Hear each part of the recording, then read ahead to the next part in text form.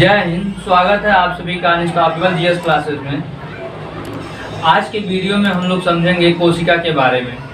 कोशिका क्या होती है और इसमें कोशिका में क्या क्या चीज़ें पाई जाती हैं।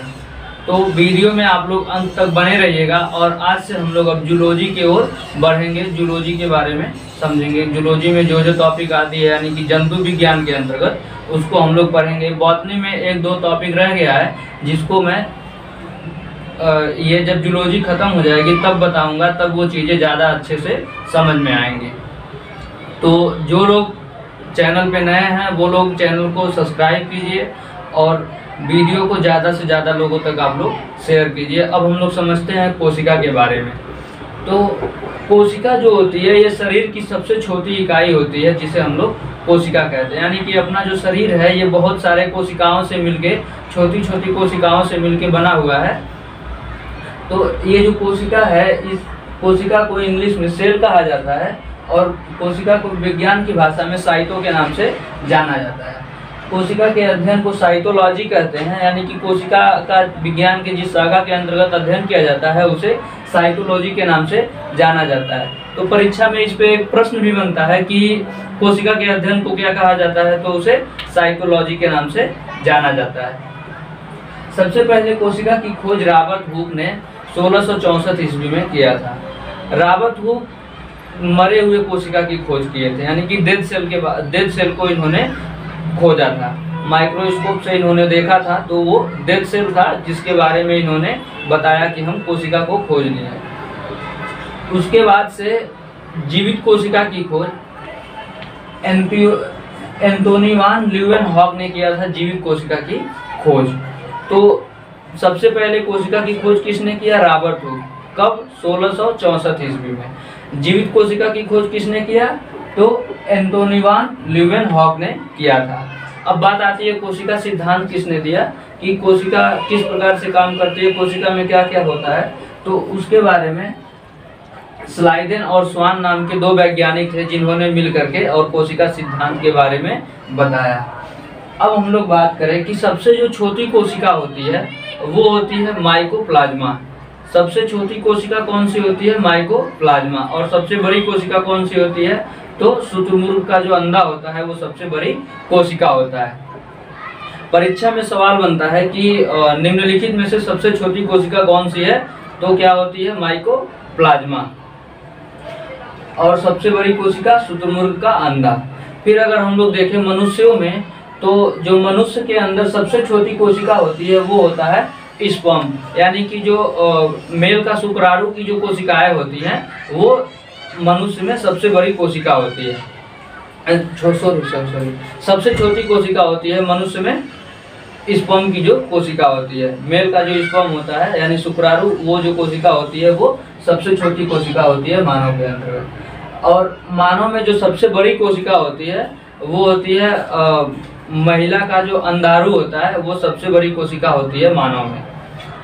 फिर हम लोग देखें कि जो सबसे लंबी कोशिका होती है मानव में वो होता है न्यूरॉन की कोशिकाएं। जो न्यूरॉन यानी कि जिससे ब्रेन बना होता है उसकी जो कोशिकाएं होती है वो सबसे लंबी कोशिका होती है।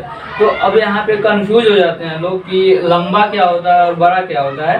तो लंबा का मतलब ये होता है कि कोई एक ऐसे, मान लीजिए कि ये कोई खेत है तो ये क्या है, ये लंबा है और एक खेत हम ऐसे बना दिए, दोनों का क्षेत्रफल एक बराबर ही हो रहा है, लेकिन ये क्या कहलाएगा? ये लंबा कहलाएगा और ये क्या कहलाएगा? बड़ा कहलाएगा। तो लंबा का मतलब केवल व केवल लंबाई ज़्यादा हो और बड़ा का जो हो वो लंबाई भी ज़्यादा हो और चौड़ाई भी ज़्यादा हो, तो उसको कहा जाता है बड़ा। फिर हम लोग बात करें कोशिका विभाजन की। तो कोशिका विभाजन जो होता है वो किसी भी, चाहे पादप में, प्लांट में हो या फिर जानवर में हो, कहीं भी जब तक कोशिका का विभाजन नहीं होगा तब तक उसका ग्रोथ नहीं होगा। यानी ग्रोथ के लिए कोशिका विभाजन का होना बहुत ही ज़्यादा जरूरी होता है। कोशिका विभाजन में क्या होती है कि एक कोशिका टूटती है और दो नए कोशिकाओं का निर्माण करती है। जैसे ये क्या है, एक कोशिका है, जब ये कोशिका विभाजन होगा इसका तो ये कोशिका टूटेगी और दो कोशिकाओं का निर्माण करेगी। तो ये एक कोशिका टूटी और दो नए कोशिका का निर्माण कर दी, तो इसी को कहा जाता है कोशिका विभाजन। सबसे कम कोशिका विभाजन जो होती है वो न्यूरॉन सेल में होती है, यानी कि कोशिका विभाजन रहित जो होता है वो न्यूरॉन की कोशिकाएं होती हैं। और सबसे तेज जो कोशिका विभाजन होता है वो होता है लीवर, यानी कि यकृत की जो कोशिका होती है वो सबसे तेजी के साथ इसमें कोशिका विभाजन होता है। तो अब हम लोग देखें कोशिका विभाजन का इफेक्ट क्या होता है। तो अगर मान लीजिए किसी व्यक्ति के लीवर में चाकू लग गया, तो वो क्या, जब चाकू बाहर निकल जाएगा तो वो लीवर की जो कोशिकाएं होंगी वो बहुत जल्दी उसे ठीक कर लेंगी, मतलब जो उसको घाव लगा हुआ था उस घाव को बहुत जल्दी भर लेंगी जो लीवर की कोशिकाएं होंगी। जबकि यही अगर न्यूरॉन से, जो न्यूरॉन मानव का जो मस्तिष्क जिस कोशिकाओं से बना हुआ है, उन कोशिकाओं पे अगर एक बार घाव लगा तो उनमें तो कोशिका विभाजन हो नहीं रहा है, जिसकी वजह से वो घाव भरेगा नहीं और व्यक्ति की मृत्यु भी हो सकती है। वहाँ पे तमाम तरीके की, जब कोशिका में चोट लगेगी तो वहाँ पे तमाम तरीके की बीमारी, कैंसर भी हो सकती है।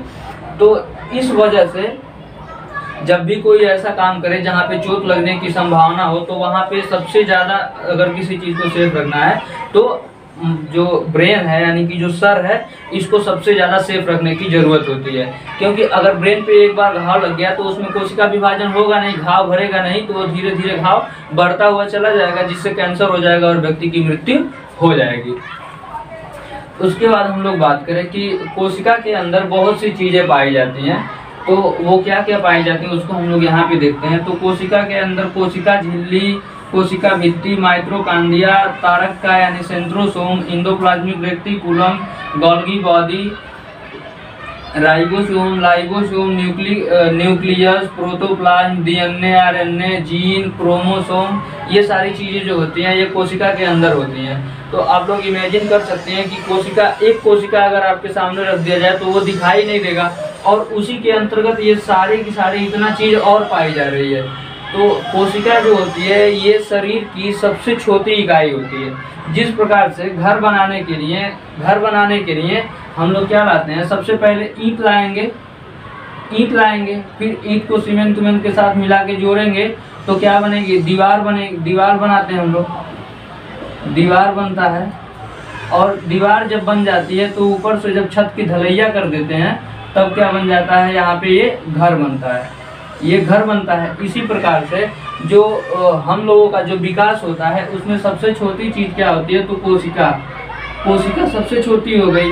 अब बहुत सारी कोशिकाएं जब मिलती हैं तो बनता है ऊतक। अब ऊतक जब ऊतक आपस में मिलते हैं तब बनता है अंग, और अंग जब बहुत सारे मिलते हैं तब जाके क्या बनता है, शरीर। तो सबसे छोटा कौन है, कोशिका है, उससे बड़ा ऊतक है, और उससे बड़ा अंग है, अंग से बड़ा क्या है, शरीर है।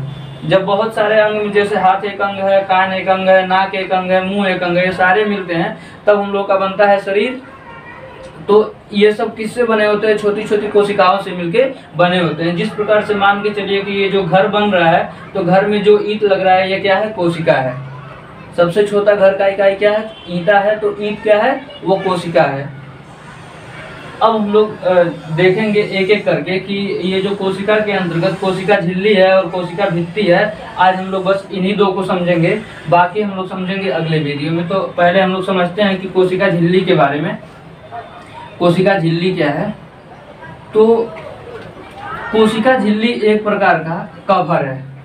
कोशिका झिल्ली क्या है, एक प्रकार का कवर है। जैसे मान लीजिए कि हम ये कपड़ा पहने हुए हैं और इसके अंदर हमारी शरीर है, तो जो कोशिका है, कोशिका के अंदर ये जो सारी जो कोशिका झिल्ली है उसका जो सबसे बाहर वाला भाग है उसे कहा जाता है कोशिका झिल्ली। यानी कि कोशिका झिल्ली क्या है, कोशिका के बाहर का एक कपड़ा है या फिर एक कवर है जो कोशिका को ढकने का कार्य करता है, यानी कि सुरक्षा प्रदान करने का कार्य करता है। तो कोशिका झिल्ली क्या है, कोशिका को सुरक्षा प्रदान करने का काम करता है, और सबसे बाहर वाली जो उसकी दीवार होती है उसी को कहा जाता है कोशिका झिल्ली। कोशिका झिल्ली जंतु कोशिका में भी पाई जाती है, जंतुओं में भी पाई जाती है और पादप में भी पाई जाती है कोशिका झिल्ली। ये किससे बनी होती है, तो ये प्रोटीन की बनी होती है कोशिका झिल्ली।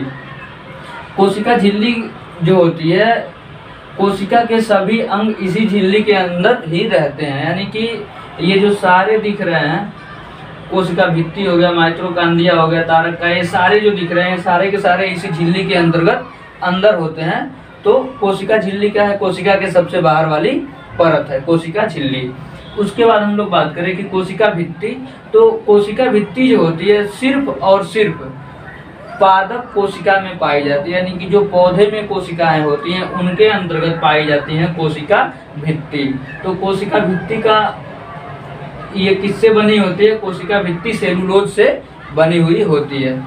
और इसका मुख्य कार्य क्या होता है? तो सुरक्षा प्रदान करना और आकार देना। अब हम लोग समझे कोशिका भित्ति क्या है। तो कोशिका भित्ति जो है ये कोशिका झिल्ली के अंदर एक दीवार के रूप में संरचना है जो क्या करती है? कोशिका को टाइट रखने का कार्य करती है। नहीं तो कोशिका क्या ऐसे दबाने पे दब जाएगी, चिपचिपा होता है कोशिका के अंतर्गत बहुत सारा लिक्विड होता है, ऐसे दबाने पे दब जाएगी। तो अगर पेड़ पौधे को भी ऐसे दबाने पे दब जाए कोशिका तो क्या होगा? पेड़ पौधे तो टूट के गिर जाएंगे। उसी को रोकने के लिए ये कोशिका भित्ति होती है जो क्या करती है? कोशिका को टाइट रखने का कार्य करती है। तो कोशिका भित्ति किसमें पाई जाती है? कोशिका भित्ति पादप कोशिकाओं में पाई जाती है।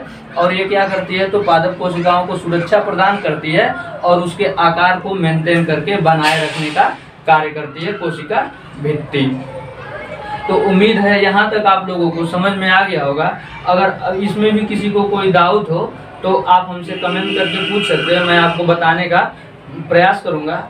और वीडियो को आप लोग ज़्यादा से ज़्यादा शेयर कीजिए। और बाकी ये सब ये जो बचा हुआ है कोशिका माइटोकॉन्ड्रिया तारकाय वगैरह इसको हम लोग अगले वीडियो में समझेंगे। तो अब मिलेंगे हम अगले वीडियो में। जय हिंद।